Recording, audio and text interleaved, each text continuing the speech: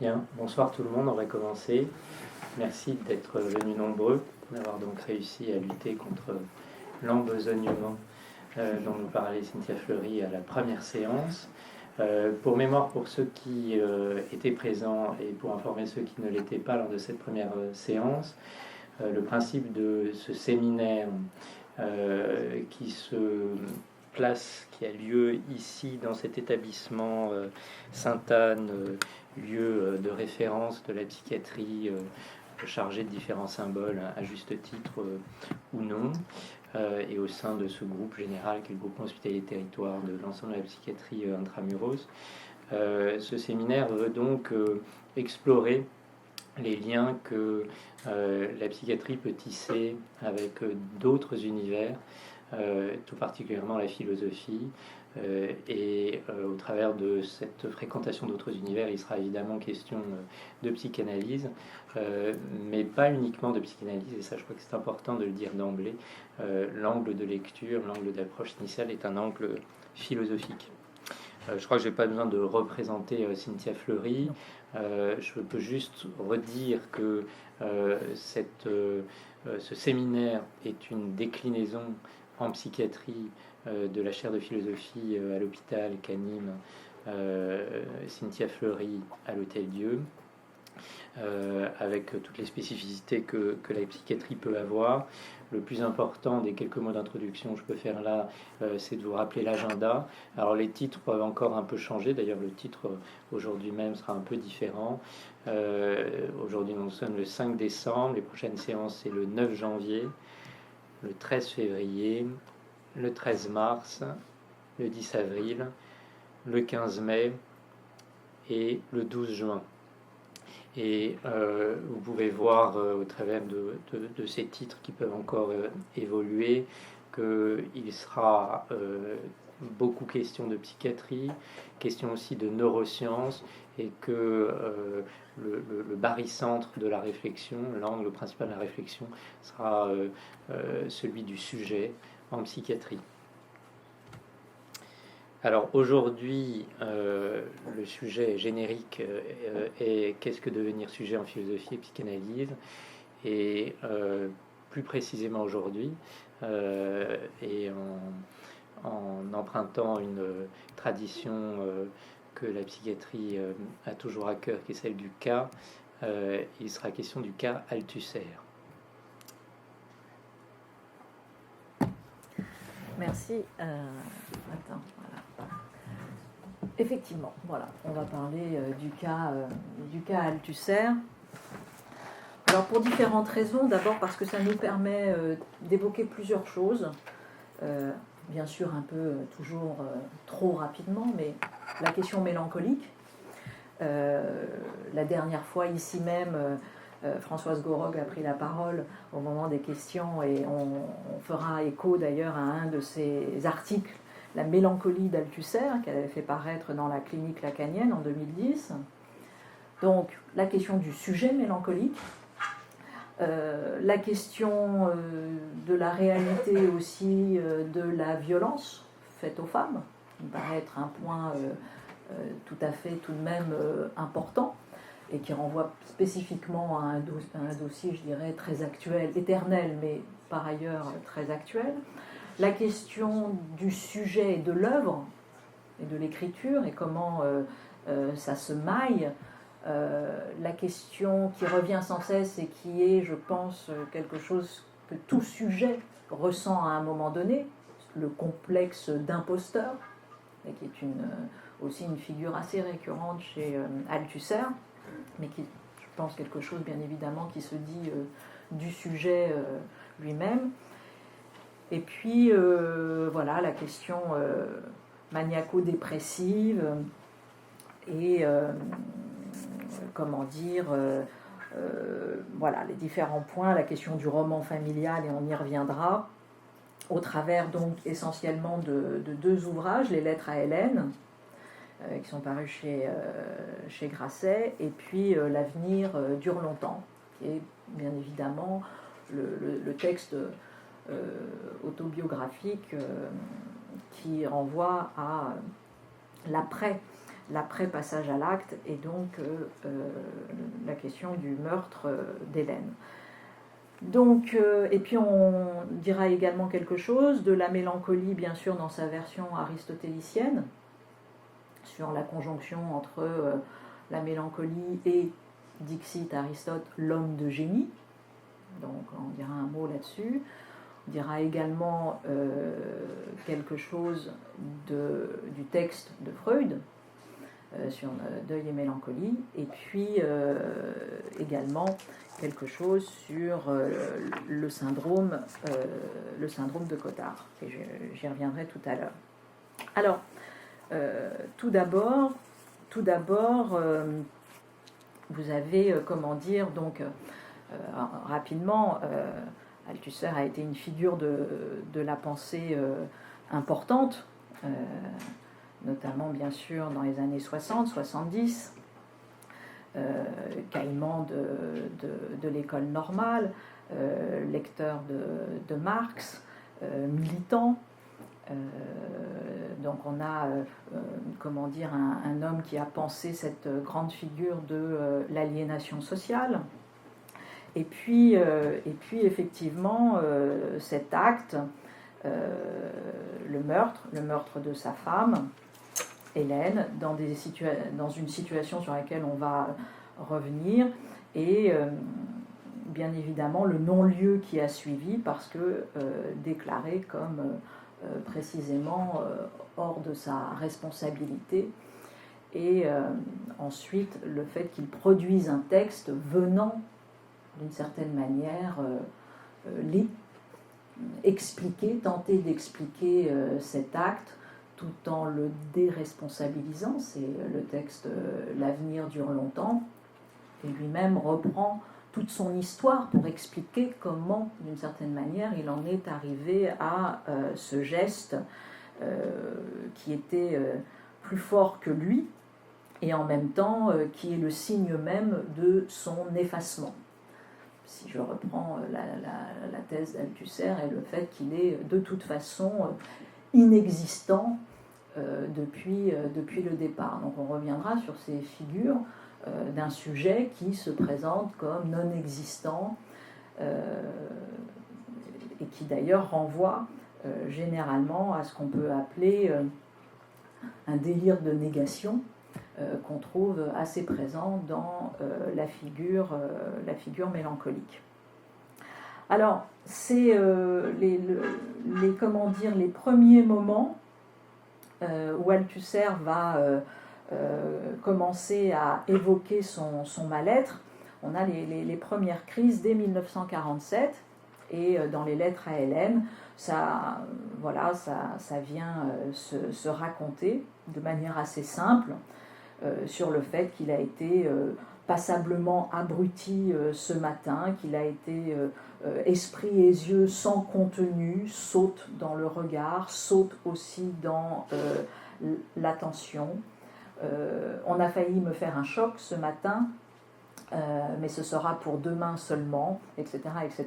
Et donc il va raconter déjà cette première crise à la fois d'angoisse et qui renvoie à quelque chose qui est raconté notamment dans L'avenir dure longtemps, à savoir que, voilà, depuis toujours, je cite dans L'avenir dure longtemps, il fallait bien me débrouiller et me bricoler un personnage d'artifice qui soit, à défaut d'être, simplement un homme.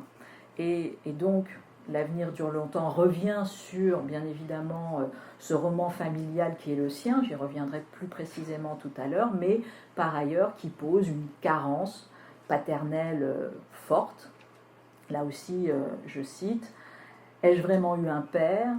Sans doute je portais son nom, et il était là, mais en un autre sens, non, car jamais il n'intervint dans ma vie pour l'orienter le moins du monde, jamais il ne m'initia à la sienne qui eût pu servir d'introduction, soit à la défense physique, au combat des gosses, puis plus tard à la virilité. Donc, de fait, une carence, un déficit paternel qui lui aurait comme fermé aussi la porte d'entrée du fait d'être un homme. Et petit à petit, il va poser comme, je dirais, symptôme de son sentiment d'existence le complexe d'imposture. Hein, là aussi, vous l'avez très souvent dans L'avenir dure longtemps, ça vient sans cesse, cette idée d'imposture. Et comme je ne suivais mes maîtres que pour leur démontrer que j'étais plus fort qu'eux, l'imposture et cette victoire ne faisaient qu'un.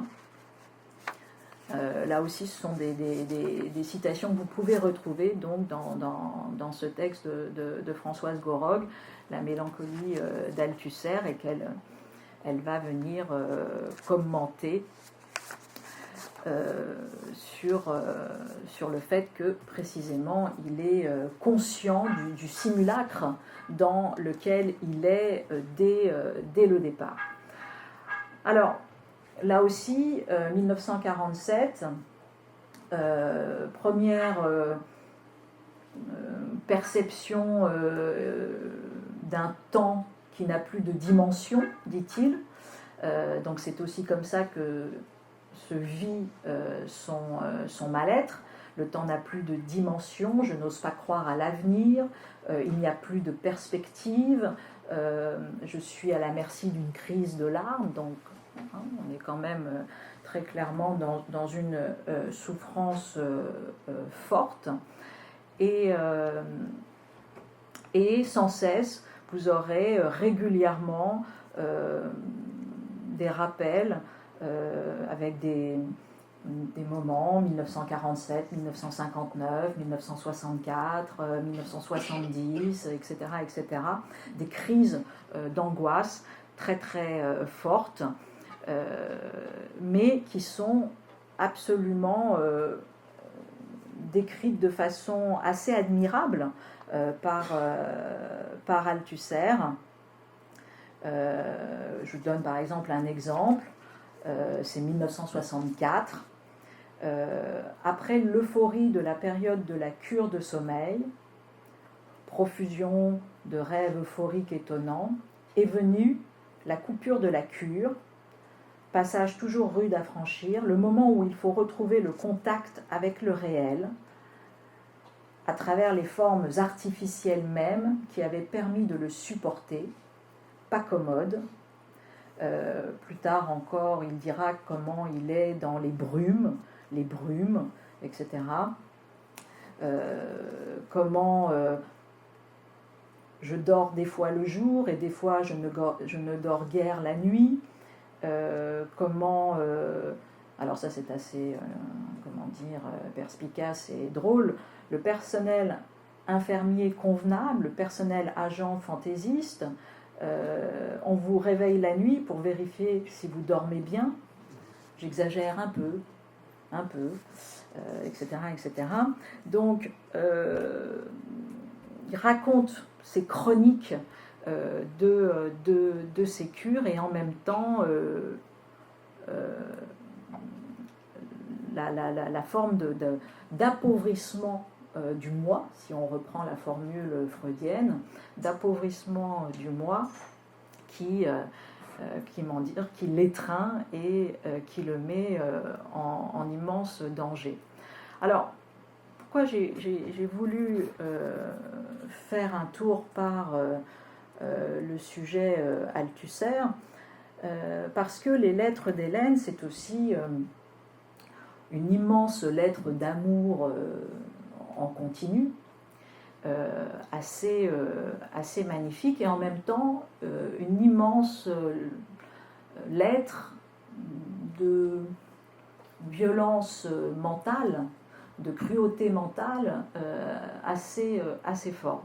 J'en veux pour preuve le rappel permanent au moment où Althusser fait ses déclarations immenses de fusion, d'amour absolu à Hélène, puisque c'est vraiment ça qui, je vais donner quelques exemples, qui se lit dans les lettres.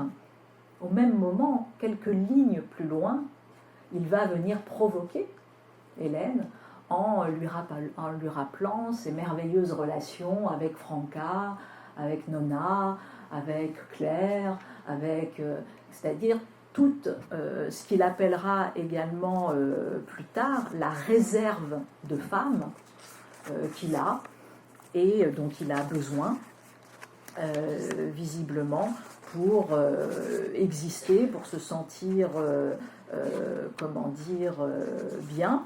Et donc, vous avez là quand même un phénomène assez fort de cruauté qui fait que sans cesse, il revient là-dessus, et au moment où il dit à la fois son amour et son énorme nécessité, hein, tu es celle qui me permet d'être au monde. Hein, régulièrement, c'est ce qu'il va dire à Hélène, comme si elle était ce lien qui lui permet de précisément donner une consistance à son existence, et sans elle, il n'y aurait pas d'incarnation de cette existence. Et bien, dans la ligne qui suit, il évoque bien évidemment toutes les autres.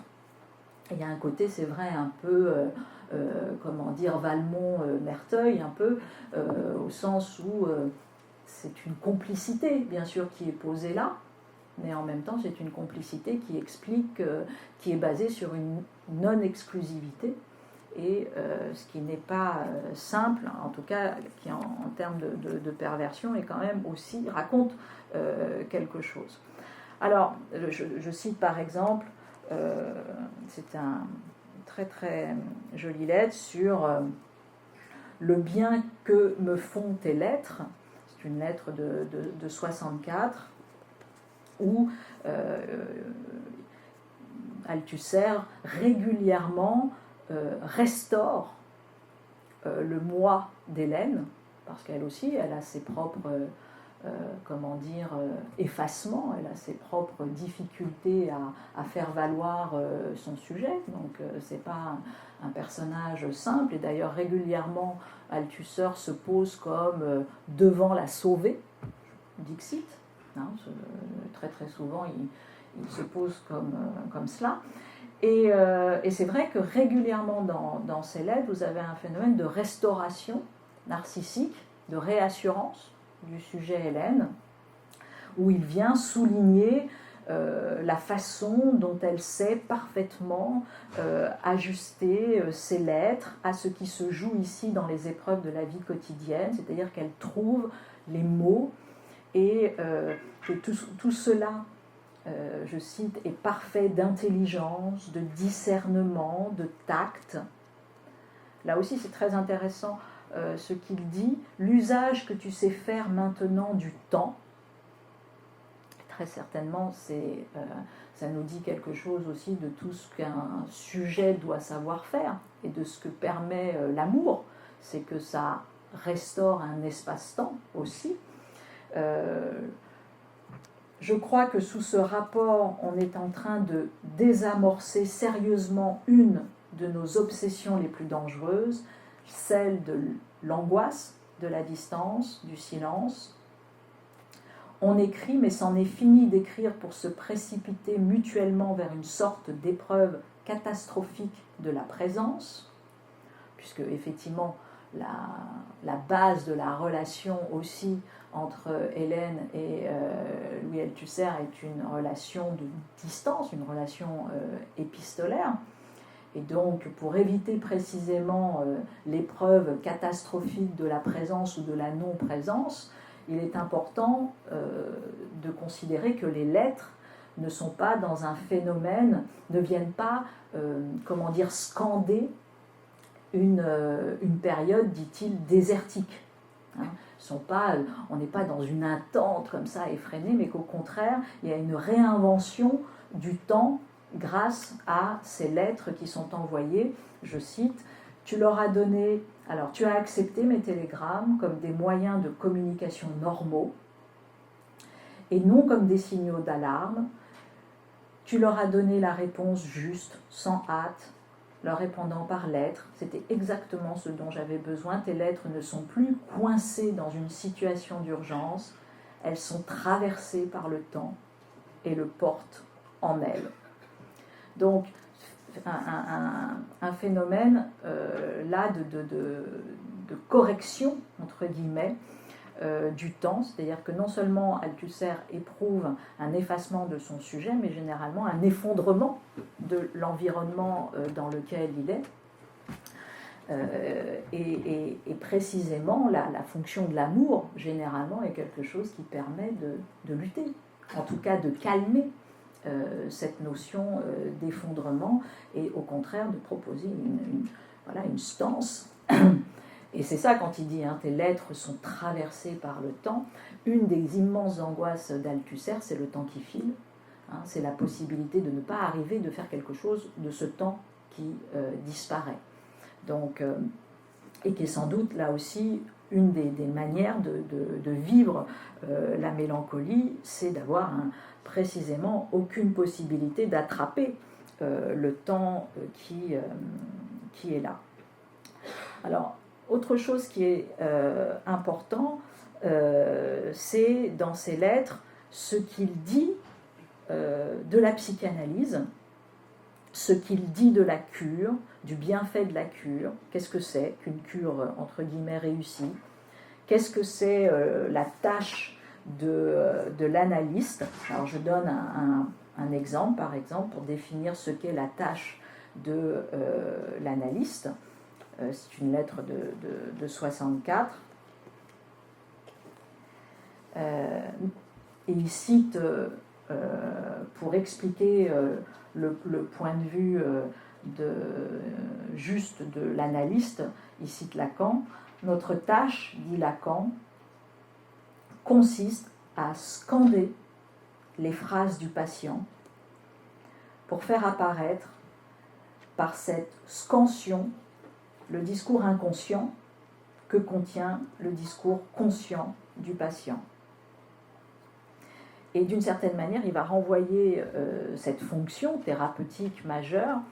Il va dire à Hélène qu'elle a ce talent de venir scander et d'interpréter correctement les mots et le discours d'Althusser.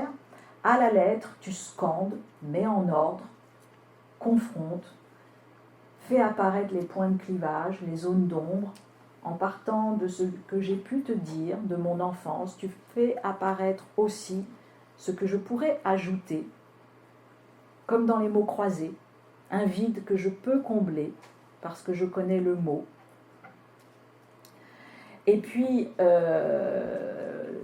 ce qui est également, assez spécifique chez Althusser, c'est sa vision. Alors, je vais revenir juste un tout petit peu avant de dire sa vision de l'inconscient. Je vais revenir sur le travail de la psychanalyse. Le travail de la psychanalyse, c'est d'être, alors c'est une manière assez spécifique de le dire, c'est d'être un processus de rectification. La cure, dit-il, c'est dans une lettre de 69, 12 septembre 69, la cure, ça rectifie le dispositif existant pour lui donner la disposition de ses capacités que l'ancienne disposition du dispositif avait séquestrée. Alors, celle-là, proprement, la cure, elle les libère comme des inconnues toutes nouvelles pour le propriétaire du dispositif qui ne se doutait pas qu'il avait ses trésors dans ses murs, murés dans ses murs. Donc, qu'est-ce que fait la cure? La cure, elle attrape un sujet qui est aux prises avec son inconscient, qui a quantité de capacités qui sont emmurées, séquestrées, et qui va permettre un effet de libération. Il appelle même ça libérer-révéler, donc un système de libération-révélation des capacités qu'on ne soupçonnait pas. c'est assez, comment dire, il va prendre une image assez drôle pour expliquer cela, une image entre guillemets qu'un garagiste pourrait donner ou qu'un amateur de belles voitures pourrait donner. Je le cite parce que c'est assez drôle. La cure, c'est comme un type qui a une vieille bagnole, disons une Voisin 1935.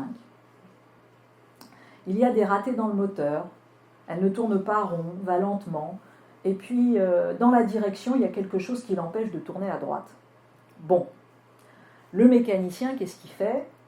Il te rarrange, je cite, rarrange, il te rarrange la bagnole, redresse, rafistole, met les choses en état de marche normale. La bagnole, au lieu de 60, elle se tape le 90. Au lieu de ne pas pouvoir tourner à droite, la direction remise en place, elle tourne aussi à droite. Reste que c'est une Voisin 1935. Hein, le mécanicien, il a beau être génial, la Voisin 1935, elle reste une Voisin 1935, sauf qu'elle tourne un peu plus vite, quoi. C'est déjà pas mal. Hein, bon, ça c'est le mécanicien. L'analyste, c'est mieux. L'analyste, c'est mieux quand même.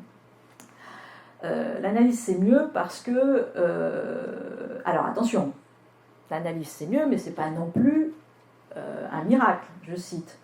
Si tu connais pas l'anglais, c'est pas de te faire analyser qui te fera causer anglais du jour au lendemain. Si tu cours lentement, c'est pas l'analyse qui te fera courir au-dessus de tes possibilités, mais au moins tu feras le plein de tes possibilités. Donc voilà ce que c'est qu'une analyse, ce que permet la cure, c'est faire le plein de ses possibilités, au lieu de rester loin en arrière. Donc c'est intéressant d'avoir cette vision d'être en arrière de soi. Hein. Là, pour le coup, on est en phénomène d'adéquation avec soi-même et avec ses possibilités. Donc tu t'apercevras que tu as aussi des possibilités que tu ne soupçonnais pas, vu qu'elles étaient masquées, étouffées. Je cite, par ton putain de torsion d'inconscient. C'est important parce que vous avez une vision chez Althusser de, je cite là aussi, mécanisme revanchard de l'inconscient. Pas neutre. Et alors bien sûr, l'enjeu c'est de sortir de cela. Mais et la cure rectifie bien sûr cela. Mais pour le coup,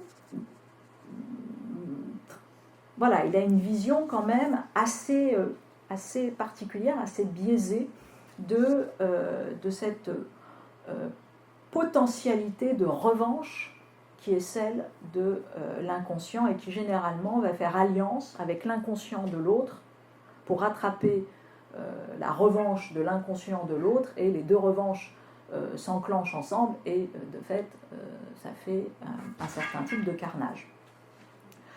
La cure, ça rectifie, je disais tout à l'heure, le dispositif existant pour lui donner la disposition de ses capacités.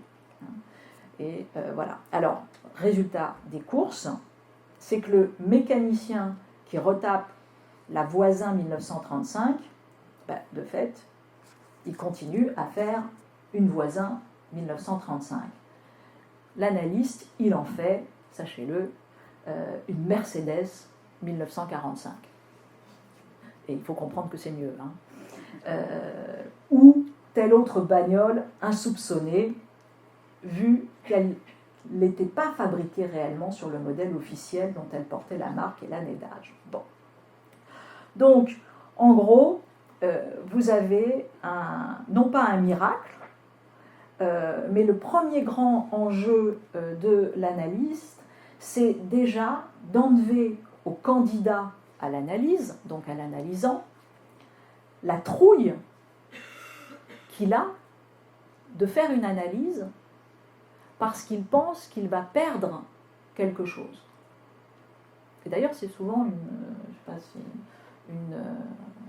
un des arguments de ceux qui ne veulent pas faire une analyse en disant, écoutez, non, moi, oh là là, j'ai pas du tout Vous avez quantité d'artistes, de créateurs qui pensent qu'ils vont aller toucher quelque chose qui fait qu'ils vont moins bien créer, par exemple.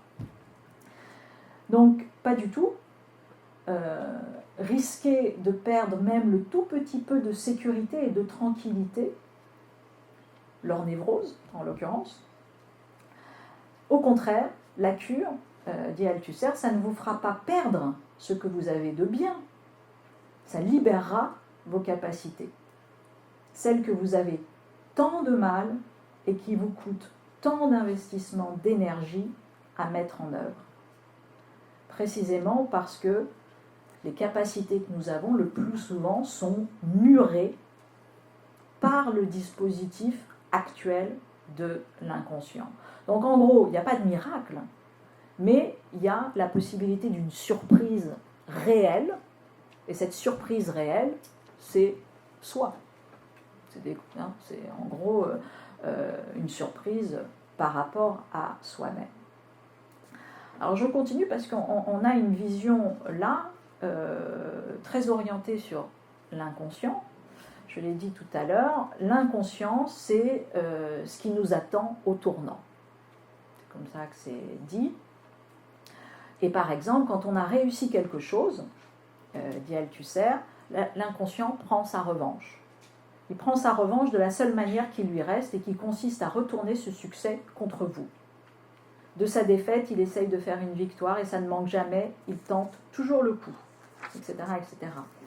Et, je l'ai dit tout à l'heure, il reste d'une certaine manière une menace subjective. Il y a une nature, des mécanismes revanchards et charognards de l'inconscient, qui sait mieux que personne transformer le jour en nuit, le succès en défaite et l'eau claire en merde. Alors, pourquoi je dis ça? Parce que ça dit bien sûr une définition particulière de l'inconscient, mais ça dit surtout le mal-être et la souffrance du sujet althussérien. C'est surtout ça que ça raconte. Ça raconte que précisément, il est pris, il est emmuré par un système qu'il ressent comme revanchard, charognard, qui transforme le jour en nuit, le succès en défaite, l'eau claire en merde. Il va parler de rythme saisonnier de la revanche de l'inconscient, qui attend que ça aille mal pour en tirer ses propres satisfactions de charognard, etc., etc. Et encore une fois, quelle est, selon lui, la loi vitale de l'inconscient? C'est un mécanisme de la conversion du bien en mal. Donc, ça, c'est son sentiment, je dirais, premier. Et alors, comment on échappe à ça?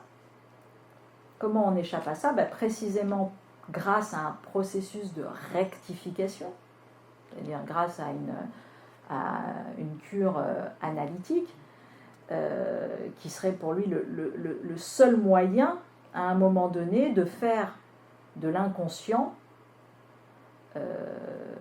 un agent de paix, devienne alors du personnel pacifique, dit-il,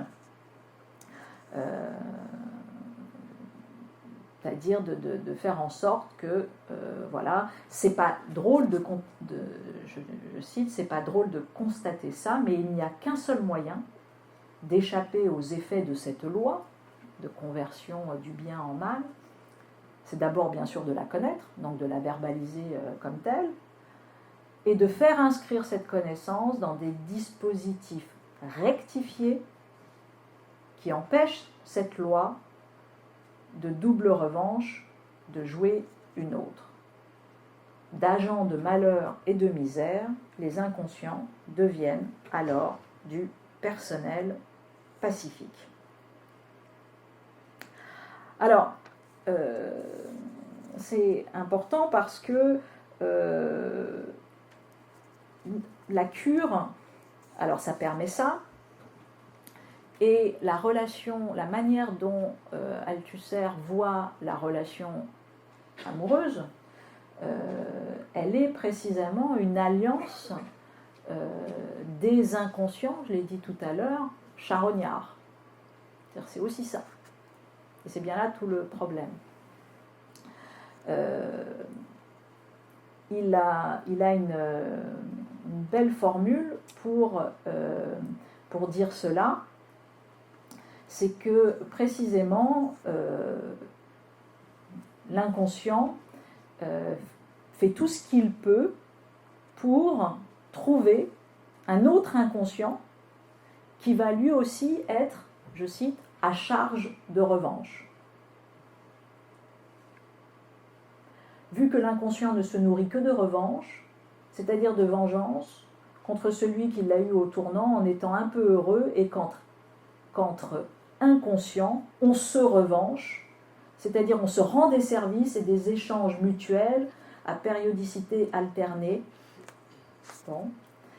Et donc, il y a une sorte de pacte des inconscients. Autre chose qu'il va comment dire, utiliser, si je le retrouve, qui est une formule tout à fait étonnante, c'est précisément, où est-ce que je l'ai mis, tac tac tac, bon, je ne le retrouve pas, mais il fait écho à Talleyrand, qui explique que en fait l'inconscient c'est tout ce qui renvoie aussi aux arrière-pensées, et qu'en fait un couple c'est une histoire non pas de pensées qui s'articulent à des pensées, mais d'arrière-pensées qui s'articulent à des arrière-pensées, d'une certaine manière. Bon, donc tout ça pour dire que les rapports d'Althusser avec son inconscient ne sont pas de tout repos, et d'ailleurs il le dit lui-même dans une lettre de 69, les rapports avec mon inconscient ne sont pas de tout repos, des cauchemars terribles et d'une précision hallucinante. L'autre nuit je battais ma mère et avais affaire à mon père. Cette nuit une horrible histoire avec Nicole. C'est bon signe car ce sont de tout nouveaux thèmes. Mais c'est rude. C'est-à-dire qu'en gros, il change c'est toujours tout aussi violent, mais il change éventuellement de sujet pour exercer sa violence. Alors, comment il définit son roman familial? Et voilà, je reviens juste avant ça. C'est une lettre de 64 sur la question de Talleyrand, où Talleyrand avait dit les traités de paix ou de guerre, enfin les traités plutôt de paix, sont toujours passés entre les arrière-pensées. Ce qui est vrai, puisque en gros, vous voulez décrypter correctement un traité, vous interrogez la logique d'intérêt qui a mis en place ce traité, et pas la logique de bienveillance ou du déclaratif. Bon.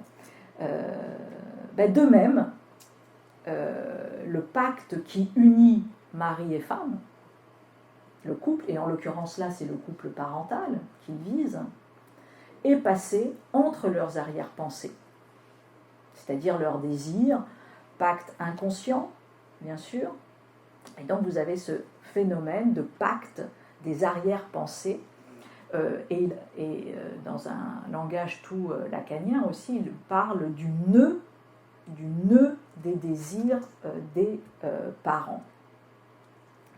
Alors qu'en est-il? C'est tout simplement, l'histoire d'Althusser est particulier, il porte un prénom, Louis. Ce prénom renvoie à l'homme qui a aimé sa mère, et l'homme qui a aimé sa mère n'est pas son père. L'homme qui a aimé sa mère s'appelle Louis, en l'occurrence c'est son oncle, c'est-à-dire le frère cadet de son père. Et la chose est la suivante, c'est raconté dans une lettre de 64. Mon père était l'aîné. On l'a mis au travail à 13 ans. Sa mère ne l'aimait pas, donc c'est une histoire en plus de désamour, comme toujours, ce sont des dynasties comme ça de désamour qui se mettent en place. Sa mère ne l'aimait pas, lui réservant toutes les rigueurs. Il travaillait et devait apporter sa paix à la maison. Louis, dont il porte le prénom, Louis était le cadet. On lui faisait faire des études. Ça c'est assez magnifique comme formule. Il était l'ornement et l'orgueil de la famille. La mère, alsacienne, régnait tyranniquement sur son intérieur. Vu la faiblesse de son époux, elle était la loi, tout passait par elle, tenant les comptes avec rigueur, avare de ses sous comme de son affection, etc., etc. Question que pose, et qui sera, en tout cas, il va construire le récit de sa douleur, de sa souffrance, de son angoisse existentielle autour de cela, de cette première considération d'une certaine manière du dénigrement de l'existence de son père. Pourquoi rien pour mon père et tout pour Louis? Mon père en souffrit durement, mais il était l'aîné, et l'aîné doit travailler et doit d'une certaine manière faire face. Alors, qu'est-ce qui se passe? Il se passe que Louis va tout simplement mourir avant l'heure. Et, dit-il, la mort de Louis... Alors, d'abord, Louis va... les familles vont s'arranger pour que Louis et la mère d'Althusser s'aiment et se fiancent. Et d'ailleurs, c'est tout à fait important, et c'est un beau mariage qui se prépare, sauf que Louis meurt, et qu'à ce moment-là, le père d'Althusser se propose, comme souvent dans l'histoire biblique c'est le cas, se propose d'assumer le destin de celui qui est mort, à savoir d'épouser et éventuellement d'aimer celle qui était promise à son frère. Et c'est ainsi que les familles finalement acceptent cela, que la mère aussi accepte ça, mais la mère dira toujours je n'ai pas compris. Je n'ai pas compris qu'est-ce qu'il a voulu dire quand il revient vers elle pour lui faire sa proposition, le père d'Althusser, et il lui dit « J'aimerais être pour vous plus qu'un frère ». Et elle dit « Je n'ai pas compris ». Elle a dit « Oui », mais elle dit « Je n'ai pas compris ce que ça voulait dire ». Et alors, Althusser de commenter pas mal comme refus de l'inconscient. Elle m'a dit à plusieurs reprises, littéralement, n'avoir pas compris sur le champ ce que voulait dire cette phrase, sur un peu plus qu'un frère. Pas mal comme refus de l'inconscient. Donc, c'est ainsi que la mort de Louis, dit-il, offrait à mon père sa chance. Prendre la place de Louis devait pour mon père représenter une solution aux problèmes personnels de ses rapports avec lui. De fait, il avait eu un sentiment d'être lésé toute sa vie, et au finalement, c'était lui qui épousait la belle fiancée, celle qui était promise à son frère, et qui dorénavant était bien évidemment celle qui allait être à ses côtés. Et il termine tout ce roman familial par « Tout cela est assez rude à écrire, je crois que je ne peux plus aller plus loin pour aujourd'hui ». Et encore une fois, il revient un petit peu plus loin. Décidément, je crois que je ne peux plus aller plus loin encore une fois aujourd'hui parce que voilà, ça lui fait remonter toute une série de douleurs qui font que voilà, c'est assez insupportable pour lui et c'est ce qui vient aussi expliquer sa mélancolie. Alors, qu'est-ce qu'on définit comme mélancolie? Alors, si on reprend, comment dire, ce texte qui n'est pas du tout psychanalytique, mais qui est le texte bien connu on trouve dans la maladie de l'âme, chez Aristote, c'est le problème 30, l'homme de génie et la mélancolie. Et juste, c'est pas inintéressant parce que effectivement, la question que pose Aristote dans ce texte, c'est pour quelles raisons tous ceux qui ont été des hommes d'exception, en ce qui regarde la philosophie, la science de l'État, la poésie, les arts, sont-ils manifestement mélancoliques? Et effectivement, ce qu'il définit, lui, comme étant la bile noire, une sorte de maladie sacrée du sujet qui, de fait, est, est victime, d'une certaine manière, de son raisonnement juste, de son intelligence, de sa capacité créative supérieure. Et il reprend dans Aristote, dans ce texte, Homère, où il dit, Homère, notamment quand il parle d'Ajax, mais quand il fut en proie à la haine de tous les dieux, alors à travers la plaine aléienne, seul il errait, mangeant son cœur, évitant le pas des humains. Alors, c'est une vision, je dirais, assez forte, parce qu'on a d'abord, chez Aristote, quand même, toute une vision assez littéraire, d'une certaine manière, de la mélancolie, au sens où ce serait le signe d'une âme supérieure et d'une intelligence supérieure. Et puis, très très vite, avec les vers d'Homère, on voit quel type de souffrance et le caractère viscéral, la douleur, manger son cœur, c'est pas le caractère très vorace, presque vampire que peut être un mélancolique pour lui-même, avec le fait d'abord qu'il est traversé par une haine, et qu'il est dans un phénomène d'errance, d'isolement et de petit à petit dissociation du monde des humains.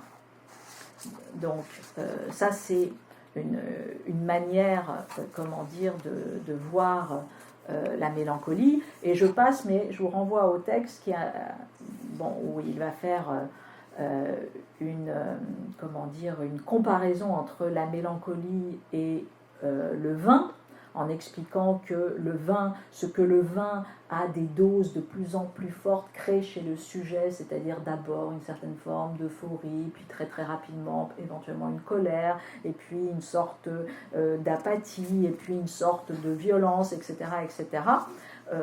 La mélancolie, elle, le crée non pas de façon ponctuelle, mais de façon définitive. Et qu'il va définir la mélancolie comme une maladie venteuse, c'est-à-dire qui vient instaurer le vent, la poussée du vent à l'intérieur, de l'âme. Bon, ce sont des visions bien évidemment qui sont, on va dire, dépassées, mais c'est assez intéressant en termes pour montrer comment, à l'intérieur de la mélancolie, se joue un phénomène de désintégration, d'atomisation du sujet. Alors, point, important chez Althusser, je l'ai dit tout à l'heure, c'est, ça je reviendrai plus tard, pardon. Alors, je vais revenir sur la question de la mélancolie chez Freud. Comment, parce que là aussi ça nous dit quelque chose de tout à fait juste sur le sujet althussérien. Donc dans Deuil et mélancolie, Freud revient sur l'essence de la mélancolie et comment il la définit d'abord, et c'est quelque chose qu'on voit pas tellement, alors on voit dans les moments de crise chez Althusser, il la définit d'abord comme une suspension de l'intérêt pour le monde extérieur.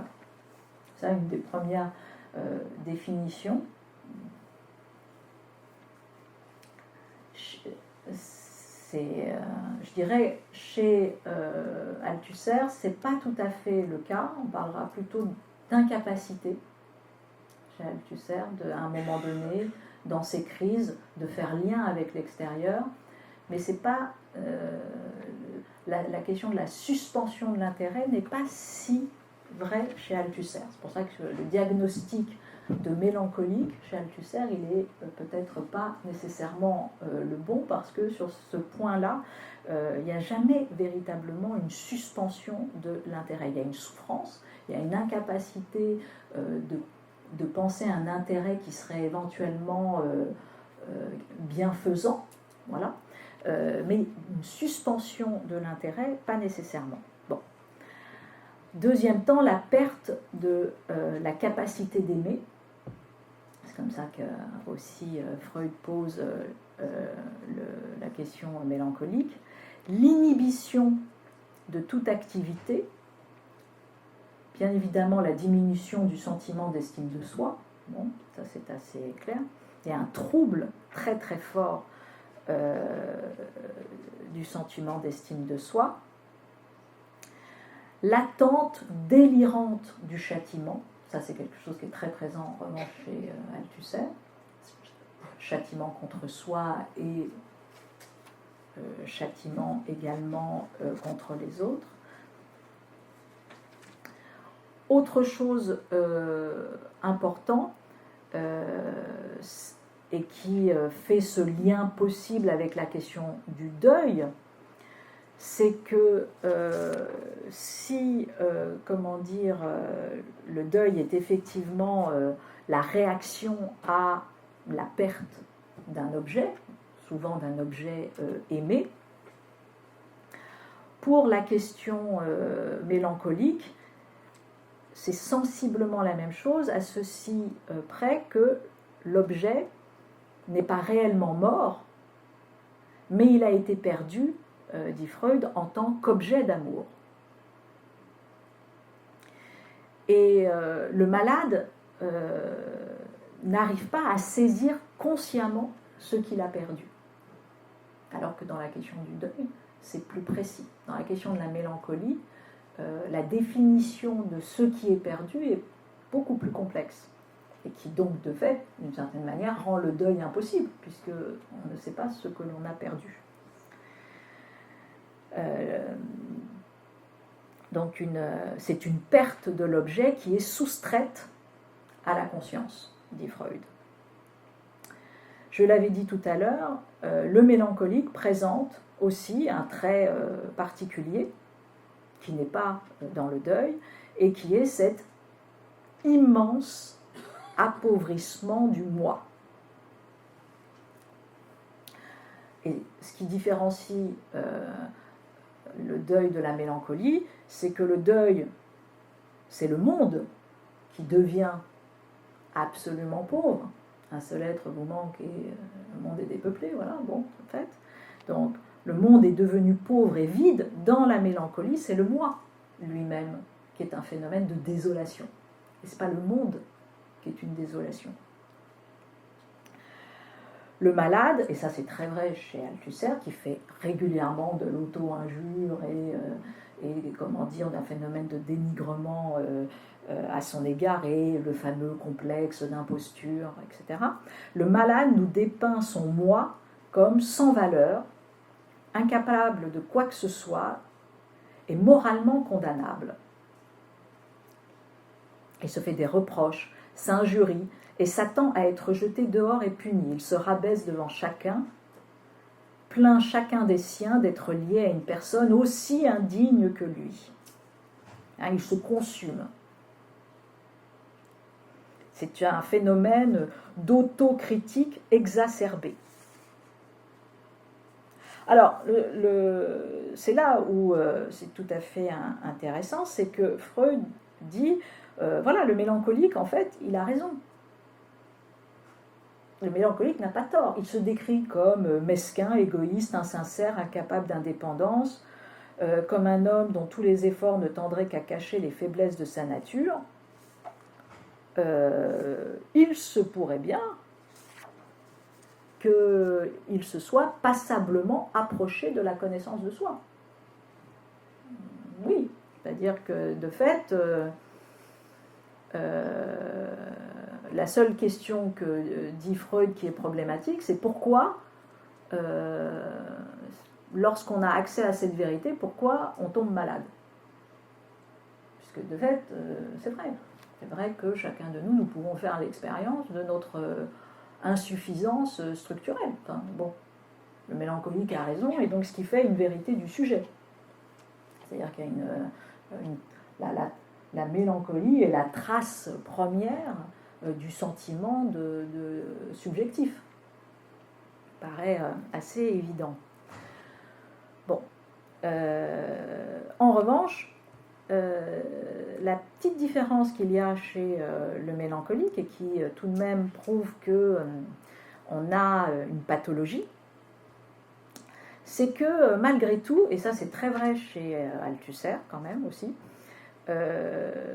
c'est que le mélancolique, effectivement, dans le discours, s'accable de remords, s'auto-injurie, se disqualifie, etc. Mais dans les faits, dit Freud, il n'éprouve jamais de honte. Il manque ici la honte devant les autres, qui avant toute chose caractériserait ce dernier état, ou du moins cette honte n'apparaît pas de manière frappante. On pourrait presque mettre en évidence chez le mélancolique le trait opposé. Il s'épanche auprès d'autrui de façon importune, trouvant satisfaction à s'exposer nu. Bon. Donc, il y a un phénomène chez le mélancolique qui n'est pas si clair, au sens où voilà, il est ultra conscient de son insuffisance et en même temps, il y a une complainte qui produit tout de même une forme de satisfaction, de jouissance, même si elle n'est pas bien évidemment assumée comme telle. Et pour revenir, comment dire, à Althusser, c'est intéressant parce que l'une des dernières lettres d'Althusser, donc juste avant le temps final, on est donc en 1980, le meurtre a eu lieu comment dire, en novembre, de mémoire le 16 novembre 1980. Là, c'est une lettre qui est, comment dire,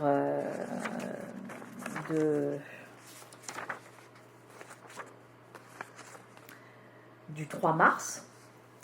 Et Althusser écrit cela.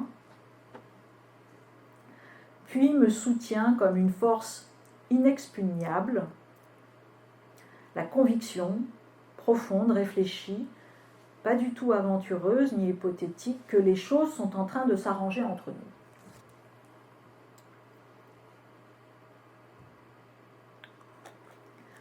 nous. que je vais devenir capable de ne plus faire de provocation,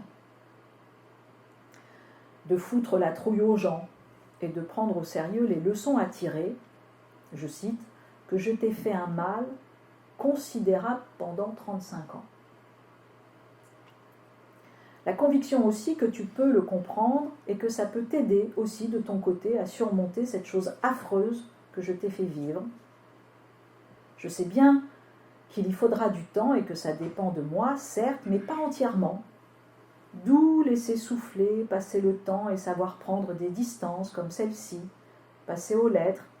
C'est pas si mal. Tu avais raison et je crois que tu avais compris que j'étais d'accord. Et quelques lignes plus bas, alors qu'il vient de dire qu'il va cesser ses provocations, il dit « Et téléphoner à Franca ». Franca, c'est une de ses maîtresses. Et je lui ai parlé 20-30 secondes. Et elle m'a dit « Rien n'a changé, rien ne change, jamais », a-t-elle dit « Tu viens quand tu veux, je t'attends ». Bon, qu'est-ce que je veux dire par là sur la question de la honte ou sur la question de la conscientisation du mal qui est fait, une ultra-conscientisation du mal qui est fait, puisqu'il le dit lui-même, c'est pas rien de dire à quelqu'un, juste avant d'ailleurs, quelques mois avant de la tuer, je t'ai fait un mal considérable pendant 35 ans. Et je prends la conscience de ceci, et en même temps, j'estime que voilà, tu es dans une position où tu peux d'une certaine manière le comprendre, et puis dans le temps qui suit, lui dire, revenir tout simplement à ces démons, c'est d'ailleurs l'expression que Althusser utilisera, le fait que c'est toujours plus fort que lui, hein, et il se met toujours dans une position victimaire. Il est celui qui est victime. C'est encore sa dernière lettre, avril. Voilà. Chourin, donc c'est ainsi qu'il appelait notamment Hélène. Je suis désemparée de t'avoir dit tout cela. Je voulais te cacher ma réaction, puis j'ai pensé que le mieux était de te dire ce qui me hantait. Voici comment je suis dans cette phase, mais je te l'ai dit d'une manière qui, au lieu de permettre une prise de distance, a dû exprimer d'autant plus que j'étais pris au piège d'une force plus forte que moi, sans cesse, hein, c'est toujours cela. C'est une force actuellement plus forte que moi. Il doit y avoir une sourde et terrible nécessité à ce qu'elle prenne cette forme. J'ai dit à Dyadkin, c'est son analyste, et qui sera également dans les dernières années l'analyste de sa femme, que j'étais inquiet. Ce n'est pas trop dire. Puis, bien évidemment, ensuite, se passera ce que comment dire, l'on sait. Alors, là aussi, donc on a vu plusieurs choses avec ce cas. D'abord la désignation éventuellement d'un diagnostic de mélancolie. D'autres diront que c'est plutôt un diagnostic un peu plus maniaco-dépressif. Le fait que régulièrement il est dans un phénomène de toute puissance très fort et à la fois de victimisation. Donc cette articulation de toute puissance et de victimisation est véritablement là aussi un territoire de la perversion bien connue. Je donne juste un exemple, c'est une lettre qui est adressée à une de ses maîtresses, à une de ses maîtresses, c'est pas aussi clair que ça, à une femme qui désirerait être sa maîtresse. Et c'est très intéressant parce que le terme qu'il utilise est le même qu'il utilise pour définir la cure, mais là vous allez le voir dans un tout autre ordre. C'est une lettre de 69 qui est adressée à une Italienne qui, bien évidemment, a été dont il ne veut plus, visiblement, qu'elle soit sa maîtresse. 25 mars 69. Décidément, si nos rencontres sont excellentes sur le plan du travail, entre parenthèses intellectuelles, politiques, je ne te cache pas que je trouve qu'il faut que tu rectifies sérieusement les choses sur les autres plans si tu veux tout simplement me revoir. Je sais que... Non, mais c'est pour ça qu'il faut... Je lis délibérément pour que vous entendiez la voix d'Althusser, quoi, et la manière, tout de même, dont il met sous emprise, quand même. Je sais que je touche en toi à un point très sensible. Je sais que tu vas, sinon en être blessé, c'est déjà fait, du moins en souffrir, un peu plus. Mais je te tiens ce langage par une vraie amitié, en toute franchise, et sans vouloir prendre contre toi la moindre mesure, ni prendre sur toi la moindre revanche. Hein, c'est toujours ça aussi. C'est systématique chez Althusser, le fait que le mal qui est fait a pour condition de possibilité la confiance. C'est-à-dire que c'est parce qu'il est en confiance, parce qu'il dit la vérité, qu'il vous donne un coup. Il vous fait mal. Hein, donc, et ça, c'est terriblement quelque chose qu'on retrouve chez quantité d'agresseurs pervers, qui bien évidemment justifient leur mauvais traitement par précisément une bonne intention. Hein, je te fais du mal pour ton bien, d'une certaine manière. Je te dis donc cela en toute sérénité. Après avoir bien digéré, le temps nécessaire pour cela, tout ce que j'avais sur le cœur d'irritation légitime contre toi. Je te parle d'homme à homme, sans histoire. Il faut que tu te mettes sérieusement dans la tête que tu dois faire une distinction rigoureuse entre 3 ordres de réalité. Attention. Et là, il va y... Premier, le travail intellectuel et politique que je puis faire en rapport avec toi, blablabla. 2, l'amitié simple, la confiance, le plaisir de se voir, blablabla. 3, le sujet qui fâche, la passion amoureuse. La passion amoureuse, alors là, visiblement, à ce moment-là, il n'en veut plus. Et donc, il lui dit, il faut prendre des mesures, le plus souvent radicales, pour que la collaboration intellectuelle politique, au moins, puisse être sauvegardée. Et donc, les mesures nécessaires afin que tu maîtrises ta passion et ses effets de sorte qu'elle, entre parenthèses, ta passion, si elle avait perdu le fil, et il, entre parenthèses, ses effets, disparaissent totalement du champ de nos autres rapports. C'est une condition indispensable pour que je puisse accepter de te revoir.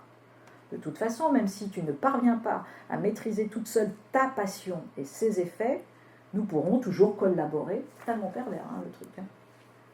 Politique oblige, par la voie écrite, et je pourrai te conserver, car je ne vois aucune raison de t'en priver, mon amitié, qui est très réelle et très profonde, mais sans te revoir.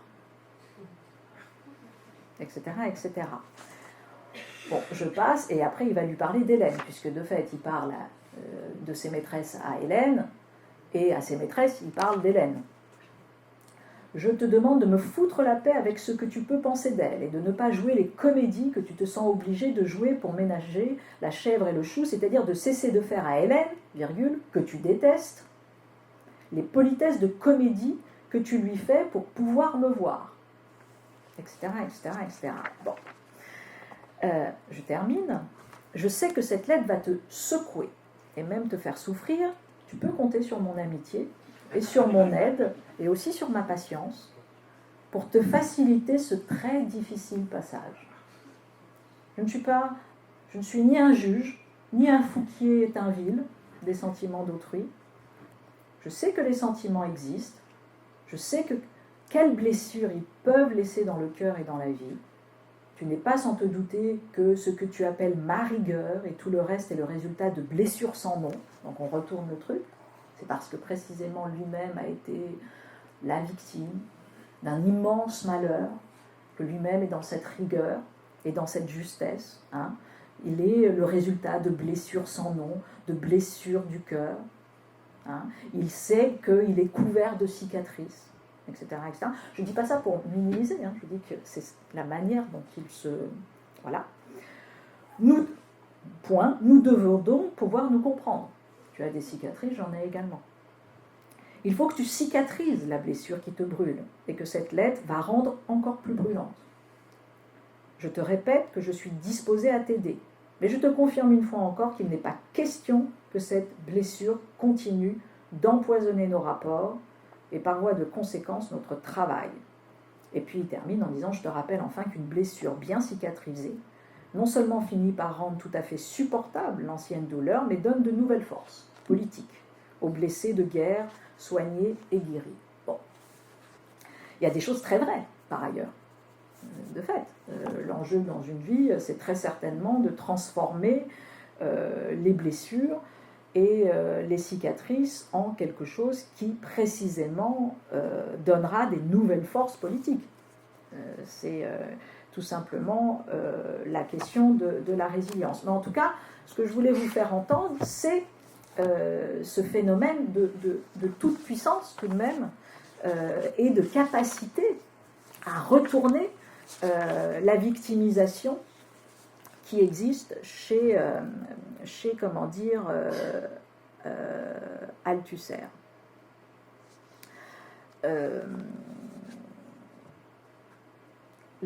Par ailleurs, alors, je regarde juste mon heure. Bon, on a terminé rapidement avant les questions.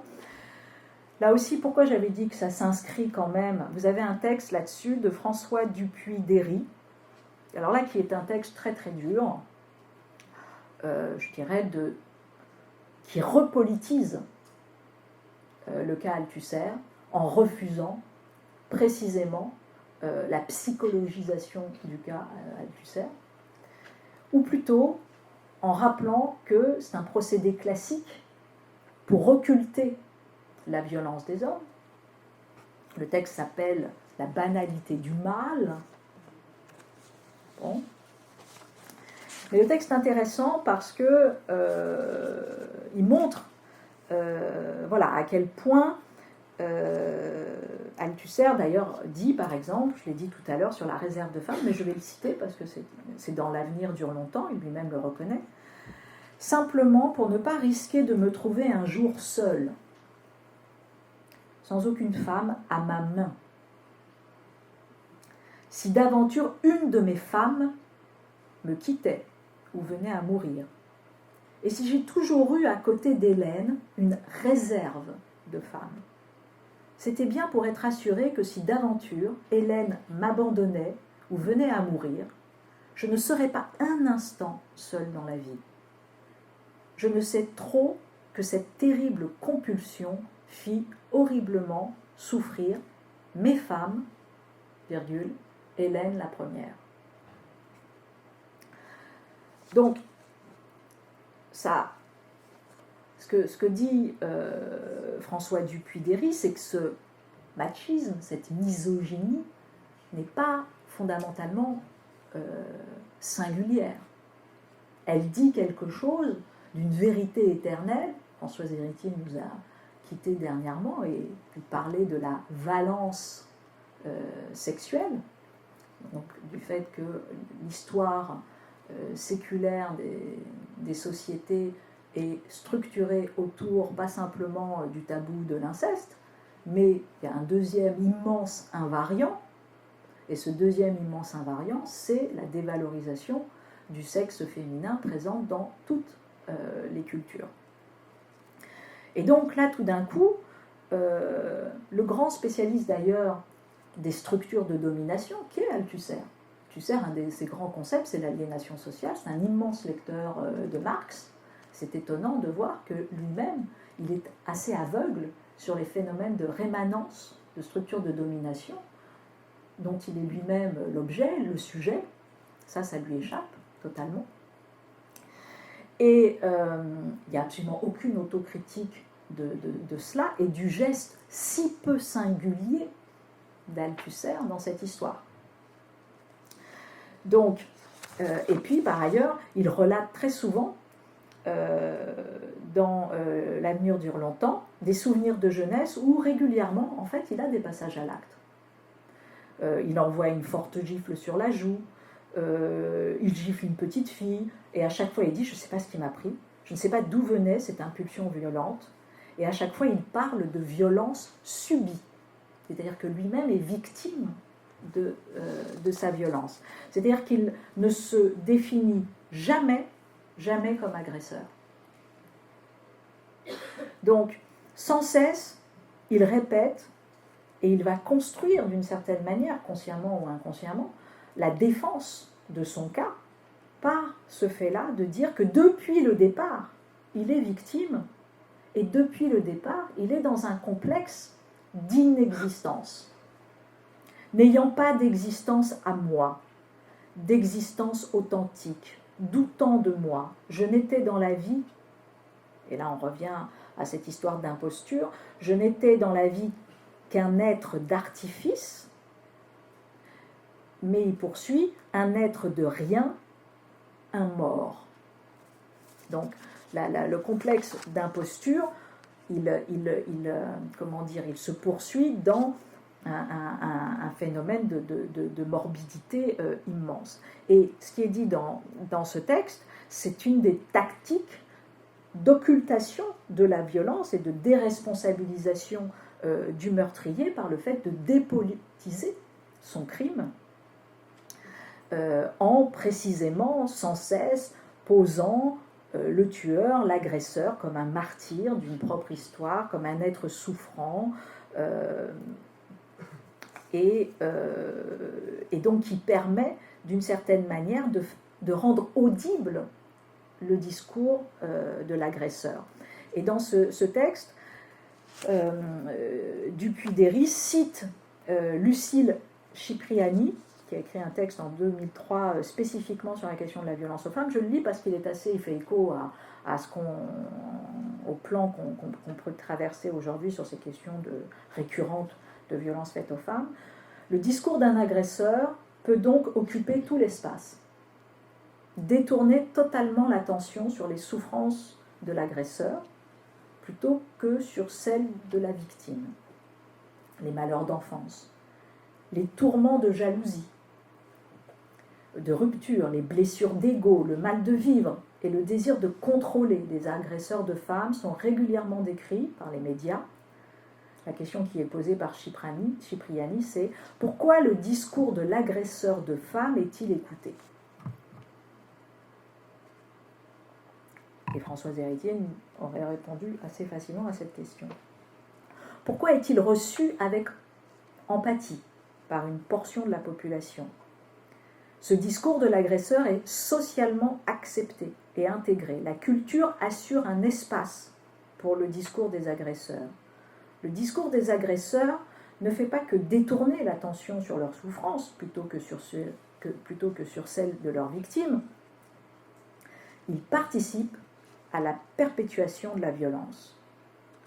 L'invocation de ces souffrances par un agresseur poursuit un but disculpatoire. Bon.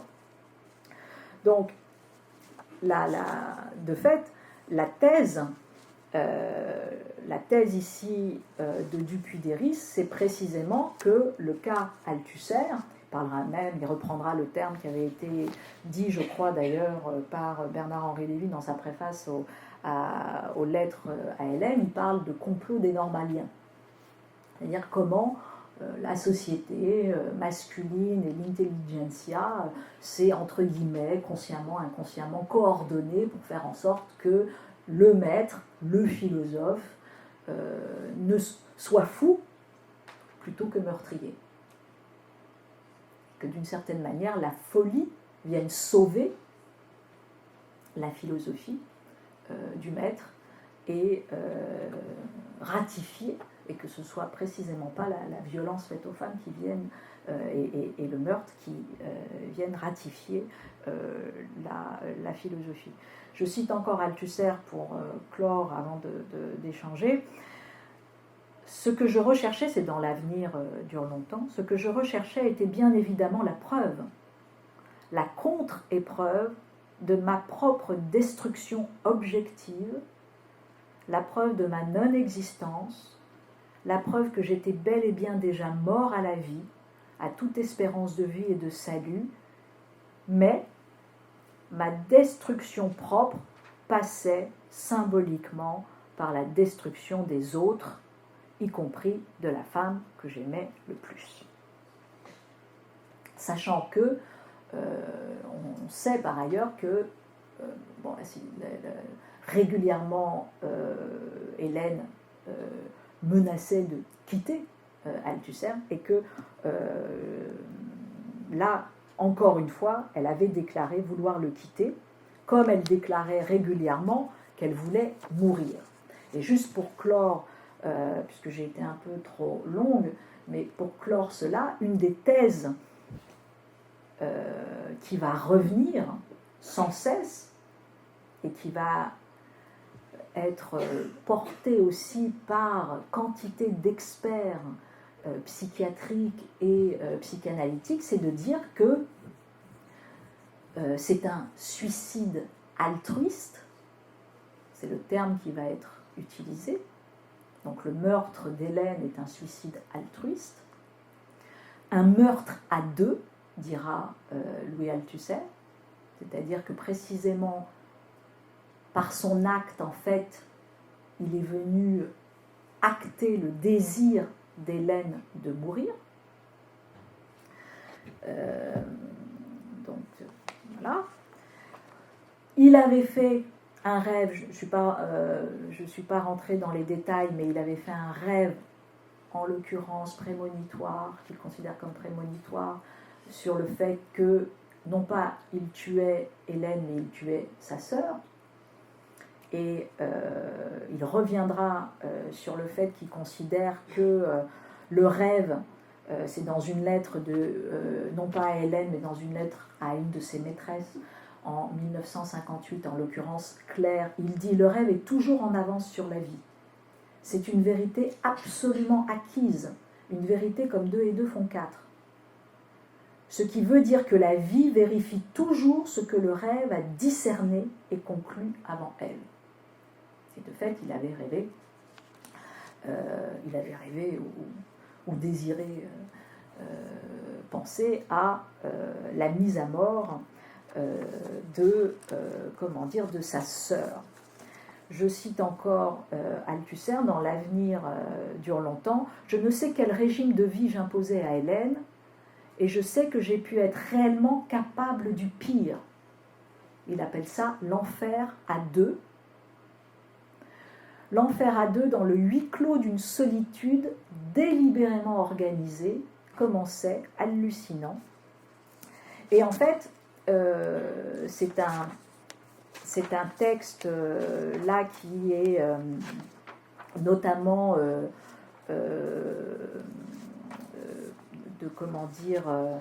d'Olivier Corpet, qui est un des bons spécialistes, et puis c'est l'IMEC, l'Institut Mémoire de l'édition contemporaine, qui a récupéré la bibliothèque d'Althusser et qui a procédé à la publication des écrits posthumes, les lettres, L'avenir dure longtemps, etc. Et justement, pour reprendre cette expression d'enfer à deux, il rappelle en fait, et c'est venu comme un phénomène de justification possible du meurtre, que Hélène et Louis vivaient reclus, vivaient entre guillemets assez enfermés en eux-mêmes, à l'école normale supérieure, 32 ans de quasi-réclusion monastique ascétique, et il parle de secte à deux. Le terme de secte à deux pour parler, pour évoquer ce type particulier de relation érotique entre un homme et une femme. Donc, voilà. Pour juste clore, c'est dans L'avenir dure longtemps, où précisément il rappelle ce rêve qu'il avait fait de tuer sa sœur. « Je dois tuer ma sœur, ou elle doit mourir. Il y a une obligation impossible à éviter, un devoir, presque devoir de conscience. » Il raconte ce rêve. Avant une date ou heure prescrite. La tuer avec son accord. sorte de communion pathétique dans le sacrifice, sentiment d'oblation intense. La seule manière de m'en sortir, avoir l'aval de la partenaire, qu'elle consente à ce meurtre, qu'elle consente à mourir, qu'il soit indispensable qu'elle meure, et elle mourra de ma main, contente, sachant qu'il a tué Hélène de ses mains en l'étranglant alors qu'il était censé lui faire un massage. Je puis accomplir ce meurtre à la condition que ce soit dans la communion, avec l'accord de l'autre, accord scellé par une obligation inéluctable à laquelle elle consent. Et donc, de fait, si elle consent, je ne suis pas coupable. Et c'est ce qui terminera, puisque je la tuerai avec son accord, et par son accord, je ne suis pas coupable, et j'essaierai de le faire de mon mieux. Voilà quelques éléments très très très rapides pour évoquer ce cas, pas simple.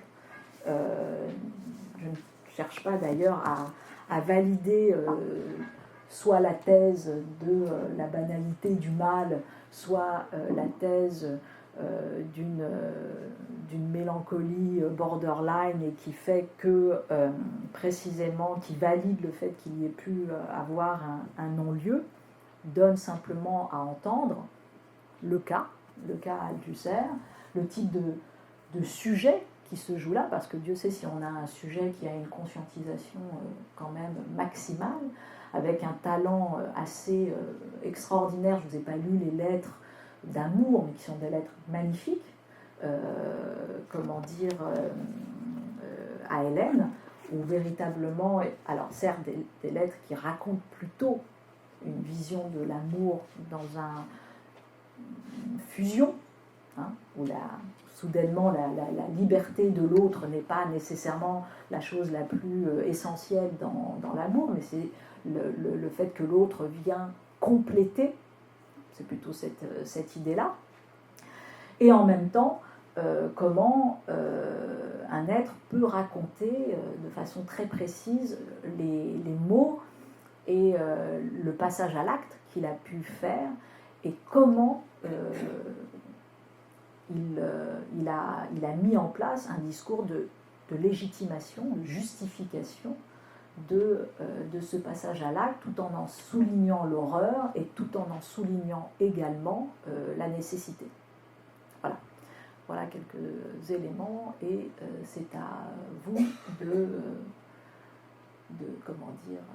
prendre la parole si vous le souhaitez sur ce cas.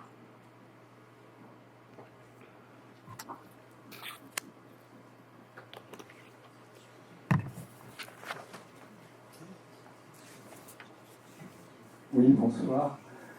François Pécoula. Je tenais vraiment à vous remercier pour cette brillante intervention et pour avoir cité Aristote, être revenu à ce texte quand même 350 ans avant Jésus-Christ, je crois, et ce texte où ce problème numéro 30 souligne que pour quelles raisons tous ceux qui ont été des hommes d'exception sont mélancoliques. Et vous avez évoqué Ajax et sa misanthropie, ce caractère, son errance, mais aussi la fin, qui est quand même la violence dans la mélancolie, puisque tue tous ses compagnons avant de se suicider. Cette violence aussi, d'ailleurs, dans tous les exemples que cite Aristote, que ce soit Héraclès, voilà. Je crois que il y a un point extrêmement important, parce qu'avec ce cas d'Althusser, voilà, et puis d'avoir effectivement évoqué avec Freud ce délire de petitesse du mélancolique, et cette question, effectivement, que cette prise de conscience, qu'est-ce qui fait que dans la mélancolie, ça va jusqu'au suicide, Alors que, comme un des mortels, je crois qu'il cite Hamlet, Oui, tout où à fait. si chaque homme était traité selon ses mérites, qui échapperait aux étrivières. Hein. Voilà. Du coup, c'est une grande question, je crois, clinique de civilisation. Oui, alors c'est. Et puis et tout à l'heure, j'ai été un peu rapide. Comment dire, il y a un texte tout à fait intéressant aussi de Cottard, Jules, donc neurologue, psychiatre, et qui a donné lieu à cette notion de syndrome de Cottard, qui d'une certaine manière est le fait de nier sa propre existence, en tout cas de rentrer dans un grand délire de négation. Et dans ce texte, précisément, il revient sur la violence, qui est très souvent liée à la mélancolie. Alors il y a des mélancolies plus simples, dit-il, mais des mélancolies qui sont avec stupeur, des mélancolies anxieuses, et plus on va vers les cas hauts, plus le délire de négation est fort, le délire d'anéantissement, je cite, est fort. Les malades nient tout, ils n'ont ni parents, ni famille, tout est détruit, rien n'existe plus, ils ne sont plus rien, ils n'ont pas d'âme, Dieu n'existe plus, etc. etc. Le délire des grandeurs, d'autres diront le délire d'énormité, bon, qui est aussi quelque chose de très spécifique, le délire de persécution, et donc qui fait que de toute façon, il y a toujours un destin et une ratification victimaire de soi, hein, puisqu'il y a ce délire de persécution. Il est incapable, indigne, il s'accuse lui-même, etc. Mais il a également toute une série de persécuteurs. Et puis la folie, dit-il encore, d'opposition, qui fait que ils vont de fait se mettre en absolue rupture avec l'environnement. Rien ne peut faire lien, quoi. Rien ne peut faire lien, rien ne peut adoucir d'une certaine manière. Donc ça, c'est aussi quelque chose. Alors, c'est vrai que là, dans cette définition de la mélancolique, et là, Althusser va assez dans ce sens-là, parce qu'il y a cette violence qui est racontée effectivement d'Aristote à Freud, en passant par Cottard. Ça, c'est vrai. Oui.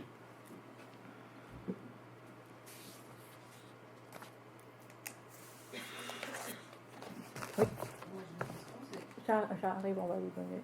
Ah ben, par où? Non, c'est là? Juste après.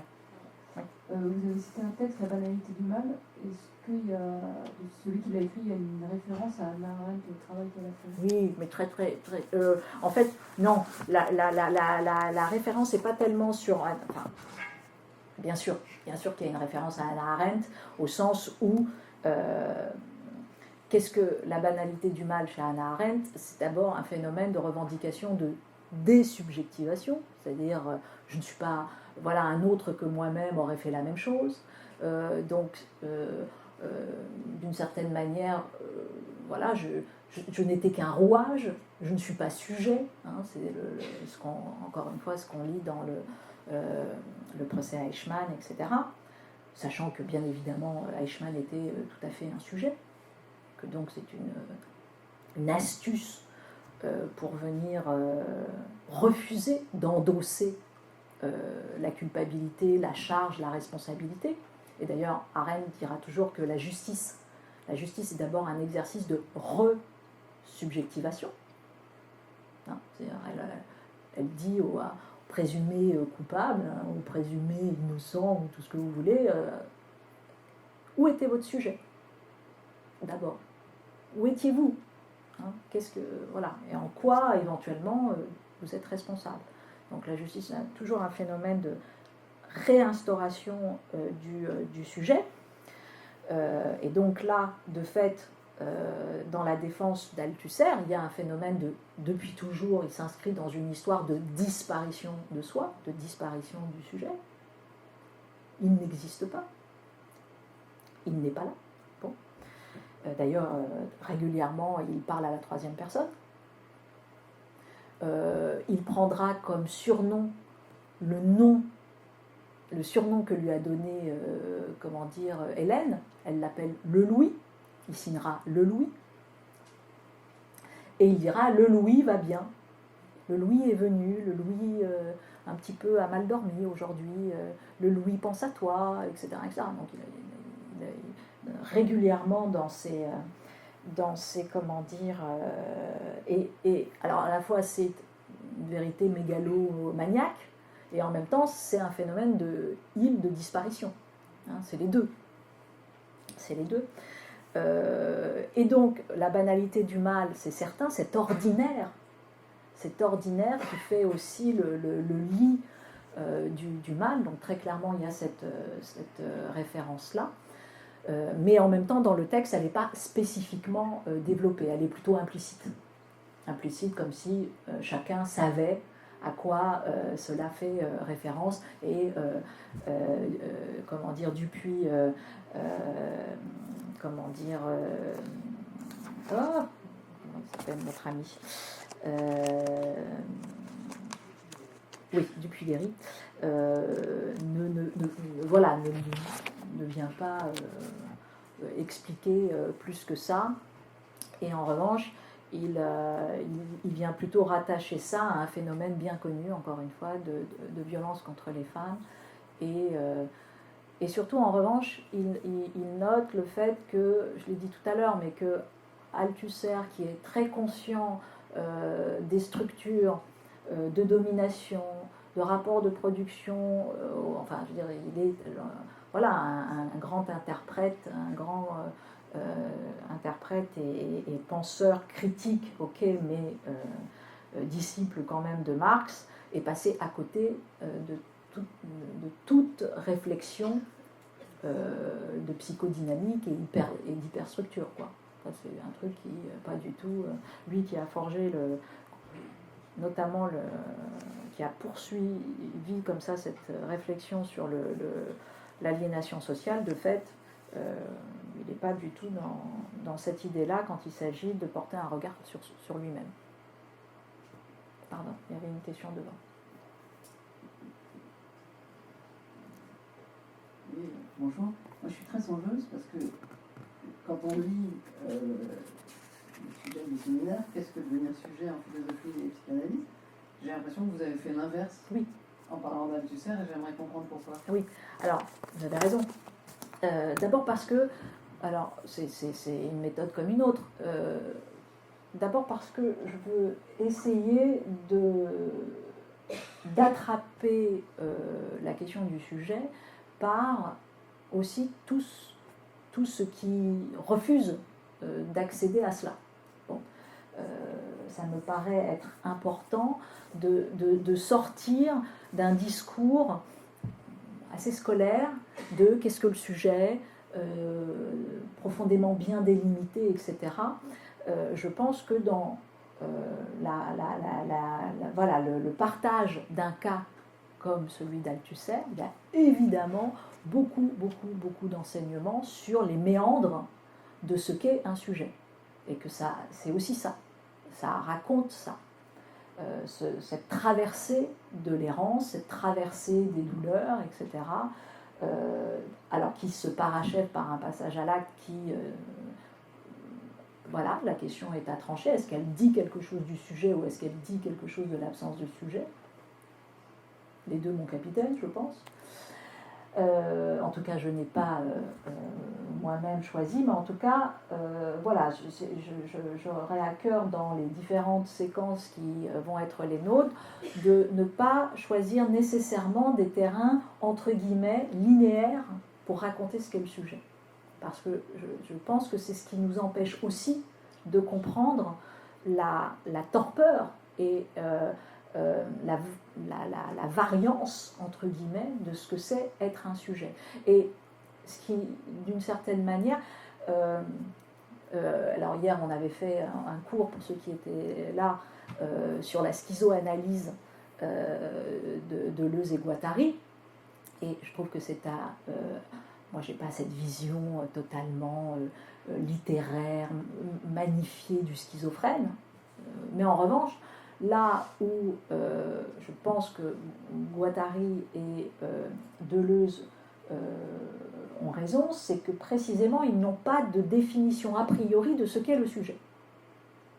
Or je pense que très souvent, les psychiatres, les psychanalystes, tous les gens du soin, les professeurs, etc., ont bien évidemment une vision, comme dirait Deleuze, très codée de ce qu'est un sujet.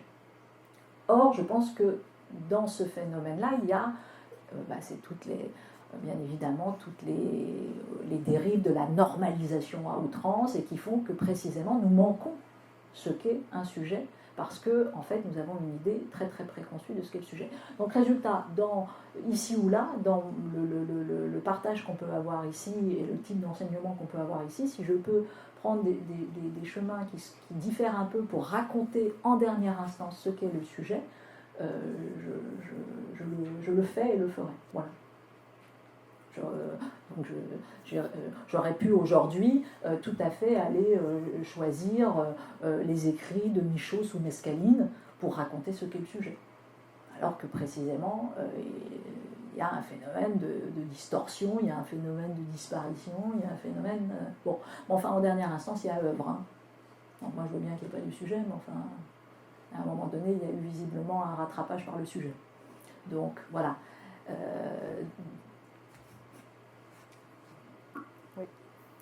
Oui, voilà. Oui, je voulais vous...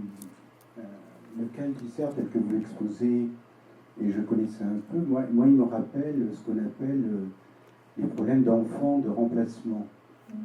C'est-à-dire qu'en fait, c'est quelqu'un qui est aimé pour quelqu'un d'autre. Là, dans Althusser, ça pourrait être... ce qu'il écrit apparaît clairement, hein, il était aimé pour l'autre lui. Tout à fait. Et donc, par rapport au sujet, je faisais un lien, je me disais... finalement, Althusser, il n'est jamais investi pour lui-même, il est investi pour quelqu'un d'autre. Ça, c'est côté psychanalyse, mais côté philosophie, c'est peut-être qu'il n'est jamais reconnu. C'est-à-dire dans la notion de reconnaissance que peut développer Paul Ricoeur ou même Hegel, c'est-à-dire qu'en fait, il est reconnu pour quelqu'un d'autre, donc il n'est pas reconnu pour lui-même.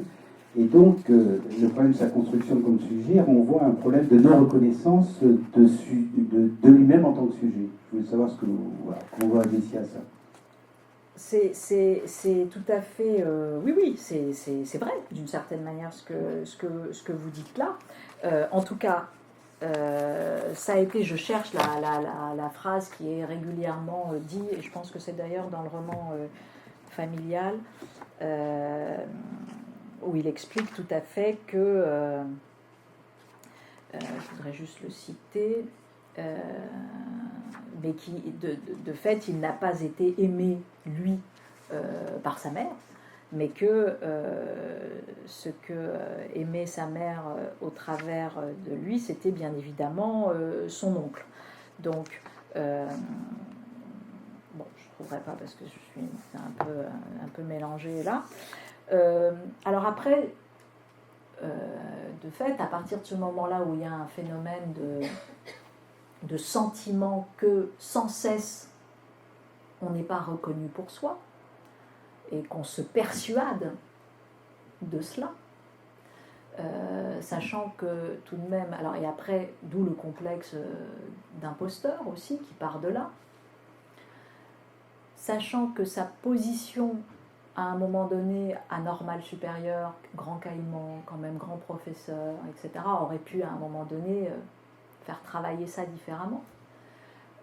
Mais en l'occurrence, lorsqu'on lit, alors j'ai pas pris les exemples là, mais c'est intéressant, régulièrement, il est dit toute sa difficulté d'écrire, et toute sa difficulté, pas simplement d'écrire, parce qu'il arrive à écrire, mais il n'arrive pas à tenir la rigueur d'une pensée, ce qui n'est pas tout à fait la même chose. Et que c'est très violent pour lui de ressentir qu'il n'arrive pas à produire, en gros, au niveau d'ambition qu'il aimerait. Et donc il a des espèces d'intuition, mais que fondamentalement, ce qu'il ressent à chaque fois, c'est son insuffisance en termes dialecticiens, en termes philosophiques. Et que donc, sans cesse, il a peur de ça. Hein, et qu'il habille, comme il peut, ce sentiment d'imposture. En même temps, si vous voulez, c'est terrible, parce qu'un sujet, s'il n'est pas dans un sentiment d'imposture, franchement, il est dans une toute-puissance délirante aussi. Donc, je dirais que c'est salvateur d'être conscient de son insuffisance. Et en même temps, voilà, c'est sur le fil. Hein, c'est sur le fil toujours, parce que un sujet, c'est sur le fil. C'est-à-dire que c'est à la fois cette grande conscience cette grande conscience du manque qui nous structure, et en même temps, à un moment donné, une capacité quand même de sublimer ça et de faire quelques stances pour faire exister quelque chose qui n'est pas simplement un principe d'atomisation. Bon. Donc, oui, on peut aller là-dedans, et en tout cas, les différents textes qui ont travaillé de manière plus psychologique le cas Althusser ont défendu cette idée-là. Que, de fait, il y avait eu totalement, alors c'est pas le terme d'enfant de remplacement n'a pas été souvent posé, mais ça renvoyait à ça, il n'avait jamais été pris pour lui-même. Le cas est rapproché avec Van Gogh. Oui, tout à fait. Et Van Gogh Qui a retourné la violence sur lui-même. Qui a retourné la violence sur lui-même, et qui, de fait, portait le nom intégralement de son frère mort, et qui voyait, quand il était enfant, la tombe de son frère mort, Vincent Van Gogh, et en se disant, mais c'est moi ou c'est un autre. Donc, de fait, il y a, bien évidemment, là aussi, il y a un gros terrain psychanalytique à étudier là-dessus. Je sais pas, il y avait derrière, peut-être, au fond.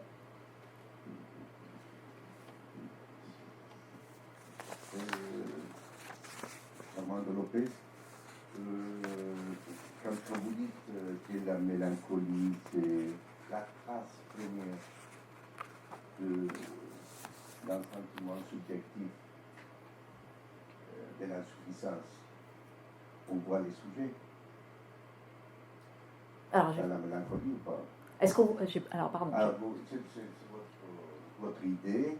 Il y a deux idées. Il y a l'idée du sujet en tant que voiture, chez Althusser peut-être, la voiture qui fonctionne bien, après l'intervention de la psychanalyse. Et puis, il y a les sujets dans la mélancolie, que c'est le sujet de l'insuffisance. Le sujet dans sa puissance. De l'insuffisance. Ouais. Ah oui, alors, moi, c'est ce que... Je pense que l'insuffisance et la conscientisation très très forte, même douloureuse, de son inexistence, pour ma part, est une preuve définitive qu'il y a sujet. Je pense qu'un sujet fait cette expérience-là. Maintenant, ça, c'est ce qu'est un sujet. Après, un sujet, il peut basculer dans un passage à l'acte, et c'est ce qui, de fait, s'est passé. Et donc, étonnamment, ce qui est compliqué, c'est que tout est vrai d'une certaine manière. C'est-à-dire que le passage à l'acte témoigne à la fois d'un sujet et, oui, d'un phénomène d'effacement de quelque chose qui fait que le passage à l'acte est possible. Bon.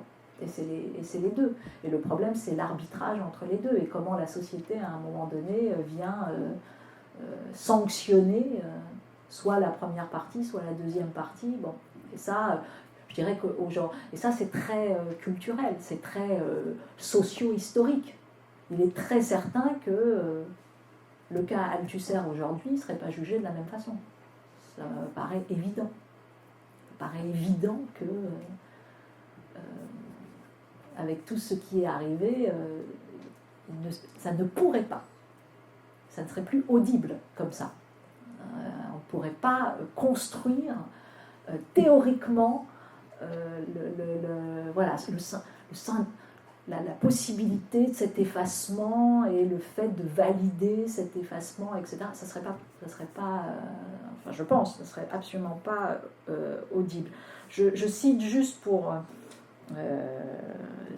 s'il n'y a pas, enfin peut-être qu'il y a d'autres questions, mais je cite juste quand même, c'est raconté dans L'avenir dure longtemps, donc le dimanche 16 novembre 1980, vers 7h du matin, Louis Althusser et donc Hélène sont dans leur appartement de fonction à rue d'Ulm. Hélène s'offre un massage de la nuque, puis plus rien, Hélène gît au pied du lit, étranglée. Et le médecin de l'école, le docteur Étienne, est appelé par les cris de Louis Althusser, et voilà ce que dit Althusser: « Fais quelque chose ou je fous le feu à la baraque ». Devant l'état d'agitation extrême de son ami, le docteur Étienne le fait interner à l'hôpital Sainte-Anne, où il demeurera tout le jour dans un état de prostration, tel que le juge d'instruction, chargé de l'affaire, renoncera même à signifier sa mise en examen à celui qui, pendant 40 ans, aura formé plusieurs générations de philosophes. Et ce même juge conclura en janvier 81 l'affaire par un non-lieu en vertu de l'article 64 du Code pénal, selon lequel il n'y a crime ni délit lorsque le prévenu est en état de démence au moment de l'action. Voilà. Oui, devant, il y a une...